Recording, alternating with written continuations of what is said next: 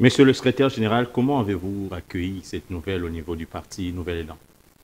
Merci Alain. Moi je crois qu'il faut faire la part de choses entre ce que prévoit le texte, parce qu'effectivement, sur le plan juridique ou le plan politique, la Constitution prévoit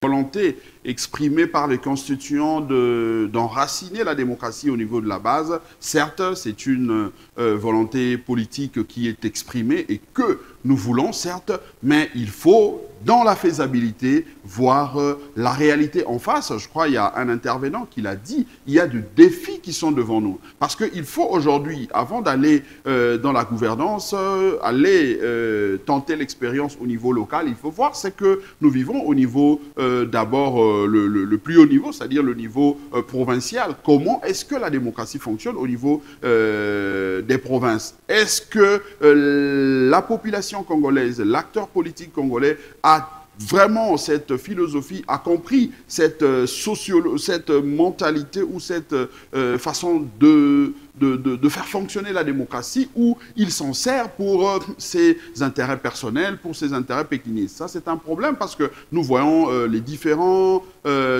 motions de défiance dans différentes provinces, comment ça évolue. Et deuxièmement, il y a ces défis des infrastructures. Est-ce que nous nous sommes préparés sur le plan infrastructurel pour accueillir toutes ces institutions? Parce que déjà au niveau de province, il y a comme ça plusieurs assemblées qui n'ont pas de bâtiments, qui essayent de se débrouiller ça et là. Au niveau même de gouvernorat, il y a ces entités, des organes exécutifs qui peinent à trouver un cadre aussi important ou propice pour accueillir leurs activités. Mais sur le plan financier, parce qu'en ces moments, lorsque nous organisons les élections locales, il faut faire le calcul de différentes, en tout cas, entités que nous avons au niveau de la base pour voir ce que ça va donner en termes de personnel pour supporter la masse salariale la RDC n'est et pas le encore fonctionnement. prête. En tout cas, dans la faisabilité, nous pensons que c'est très compliqué. Tout récemment, après la publication de son calendrier, elle pose déjà problème par rapport aux moyens pour l'organisation de ces élections. Ça montre que il y a un sérieux problème sur le plan de finances publiques.